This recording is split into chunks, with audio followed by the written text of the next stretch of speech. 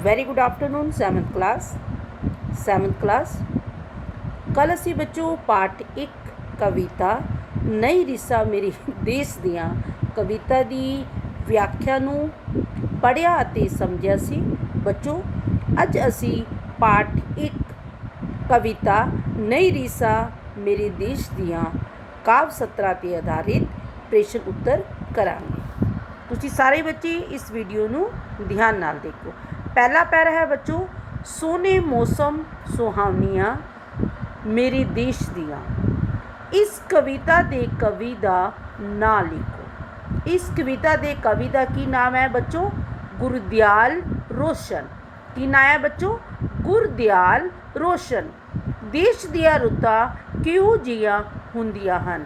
देश दियां रुत्तां किहो जिहियां हुंदियां हन? सोहणियां। किहो जिहियां हुंदियां हन?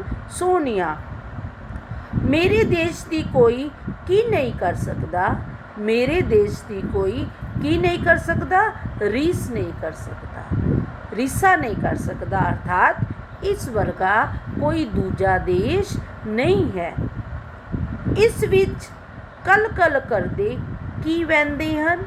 की वहंदे हन बच्चों? दरिया। दरिया दरिया की वहंदे हन? दरिया। दरिया किस नूं आखदे हन? नदियां। दूजा पैरो बच्चों, इस ते पर्वत महकन डैश डैश मेरे देश दियां। दूजा पैरा बच्चों, इस तो पर्वत महकन तो लैके मेरे देश दियां। पहला इसका प्रश्न है, इस दे पर्वत की वडियाई दसी गई है? इस दे पर्वत की वडियाई दसी गई है बच्चों?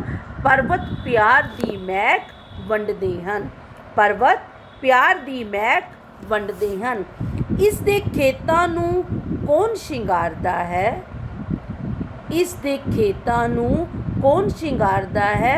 नहरा। कौन शिंगारदे हन? नहरा। तीजा प्रश्न है बच्चों, जंगल की गाउंदे हन? गीत। जंगल की गाउंदे हन? गीत। चौथा प्रश्न है, इस कविता विच किहड़े देश की गल कीती गई है? इस कविता विच बच्चों किहड़े देश की गल कीती गई है? भारत देश की। पूरी कविता विच भारत देश की वडियाई कीती गई है, उसकी प्रशंसा कीती गई है। इसने जीना दुनिया नई रीसा मेरे देश दियां। भारत देश नूं किस नूं जीना सिखाया है? भारत देश ने किस नूं जीना सिखाया है? संसार नूं। किस नूं जीना सिखाया है? संसार नूं। मेरे भारत देश की पहुँच कित्थे तक है? चंद्रमा तक। कित्थे तक है? चंद्रमा तक। बाल वरेस दियां दा की अर्थ है? इस दा अर्थ है बचपन दियां गल्लां। बाल मीन की हुंदा? बचपन। वरेस दियां गल्लां। बाल वरेस दियां दा अर्थ है बचपन दियां गल्लां। संसार नूं जीना किसने सिखाया है? भारत देश ने। संसार नूं जीना किसने सिखाया है बच्चों? भारत देश ने। अगो बच्चों है चौथा पैरा, लख वारी इस देश नूं शीश झुकावां मैं तो लैके मेरे देश दियां। कवि अपने देश नूं की झुकाउणा चाहुंदा है? शीश झुकाउंदा है। कवि अपने देश नूं की झुकाउणा चाहुंदा है? शीश झुकाउंदा है। दुनिया मेरे देश की किहड़ी चीज़ की सिफत करती है? पहरावे दी। किस चीज़ की सिफत करती है बच्चों? पहरावे दी। जिहड़ा भारत देश का पहरावा है बच्चों, वो सभ्यता वाला है, संस्कृत वाला है। कवि किस तो लख वारी जान वारना चाहुंदा है? अपने देश भारत तो। किस तो लख वारी जान वारना चाहुंदा है? अपने देश भारत तो। इस कविता दे कवि दा नाम लिखो। गुरदयाल सिंह रोशन। गुरदयाल सिंह रोशन।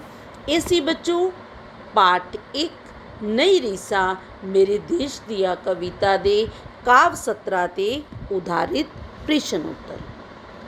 बच्चों तुहानू PDF भी भेजी जाएगी ते इस PDF की मदद दे नाल तुसी इस पाठ दे इस कविता दे प्रश्न उत्तर अपनी फेयर नोटबुक विच लिखने हैं।